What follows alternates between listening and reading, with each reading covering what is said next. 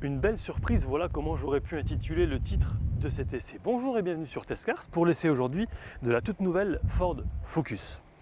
6 finitions, 12 coloris, 11 types de jantes. Alors on va démarrer comme d'ordinaire par le design. Une calandre un petit peu façon Aston Martin, de façon récurrente chez Ford. Capteur à l'avant, des phares full LED avec fonction anti-éblouissement. Projecteur également d'intersection. Jante 17 pouces, 10 x 2 branches. C'est une finition titanium. Rétro naturellement rabattable électriquement, couleur carrosserie qui intègre le système d'alerte d'angle mort, mais le chapitre sécurité c'est pour après. Alors une chose aussi au niveau des portières, c'est que ouvrir une portière de cette façon, donc sans clé, vous connaissez tous, mais à l'arrière vous retrouvez également cette fonction. Et tant que j'y suis, alors pour moi c'est évident, par contre j'en ai parlé à quelques personnes et pour eux c'est assez innovant. Regardez ici, c'est une protection lorsqu'on ouvre la portière, notamment dans des parkings. Je vais refermer. Voilà. Et évidemment, les 4 portières en bénéficient. L'encadrement façon alu, l'antenne GPS, le béquet couleur carrosserie, une vitre arrière assez inclinée. Ici, on reprend en énorme le modèle du véhicule, capteur à l'arrière. Ici se cache la caméra de recul. Alors il faut savoir que le pare-brise est acoustique et que cette motorisation est EcoBoost.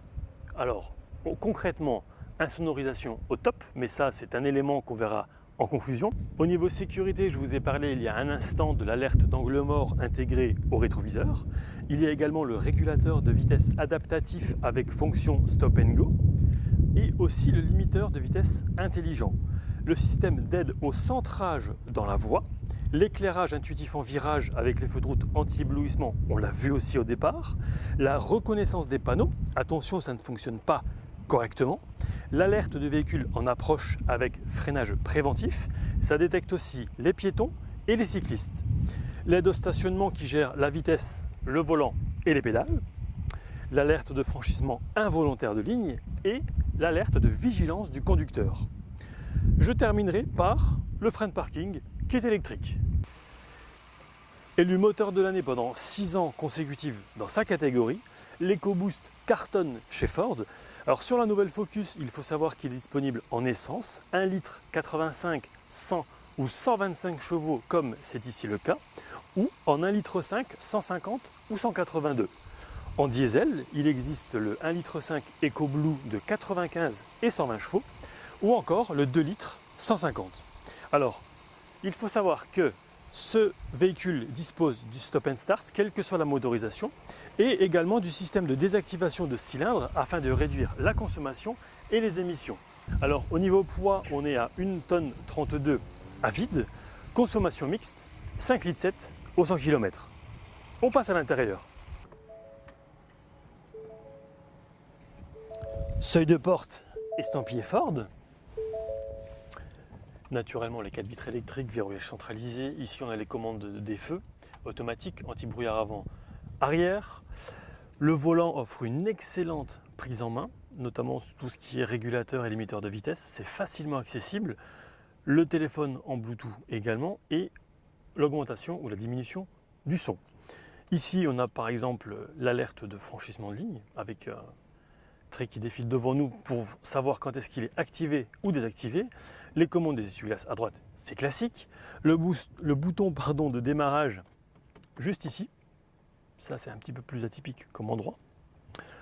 Ensuite, on arrive sur l'écran multimédia tactile de 8 pouces, donc avec la technologie Sync 3. En résumé, il y a tout dessus, donc la navigation, on peut même connecter son téléphone en Wi-Fi et le véhicule devient un hotspot, donc on peut brancher plusieurs téléphones avec un réseau interne. GPS, j'ai dit, il est également compatible Apple CarPlay et Android Auto. Et ce qui est génial pour ceux qui ont un téléphone, notamment l'iPhone 10 ou certains Samsung, c'est qu'il y a le chargement par induction. Donc ça vous libère la prise USB également présente. Sur ce modèle, il y a l'affichage tête haute, et chose que je ne savais pas, on peut régler la hauteur, la luminosité, ça déjà vu, mais aussi et surtout la quantité d'informations qu'on veut avoir devant soi. Et ça, je n'avais jamais vu avant, donc c'est top. Ensuite, donc le chargement par induction. Ici, on revient en haut sur l'écran avec une caméra de recul grand angle. C'est plutôt sympa. En option, vous pouvez avoir le toit panoramique. Plus bas, vous avez les commandes de clim bizone, les sièges chauffants, conducteurs, passagers sur 3 niveaux, le volant chauffant, que j'ai activé par exemple ce matin, parce que lorsqu'il fait 10 degrés à l'extérieur, c'est plutôt sympa, c'est très agréable. Boîte de vitesse 6. Ici, on a accès aux différents modes de conduite. Donc, normal, éco, sport. Ici, on va désactiver les capteurs, l'aide au stationnement. Alors là, je clique sur OK, voilà. Ici, c'est justement les éléments pour l'affichage tête haute. Et je terminerai par le système BO qui délivre 675 watts via 10 haut-parleurs avec un son surround à 9 canaux. C'est un régal. Tout comme l'assise, les sièges sont très confortables. Un bémol seulement, mais pas relevé par moi, par un passager, c'est l'inclinaison de l'appui-tête que la personne n'a pas aimé. Personnellement, ne m'appuyant jamais totalement sur l'appui-tête, ça ne me gêne pas. On passe à l'arrière.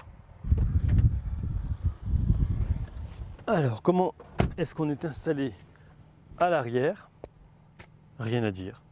Un filet au dos du siège avant, une prise 12 volts, un accoudoir avec un double porte-gobelet. C'est spacieux et confortable. On passe au coffre? Avant d'arriver au coffre, ici on est sur une trappe à carburant Easy Fuel. On ne peut pas se tromper, le diesel ne rentrera pas, c'est bien de l'essence qu'il faut.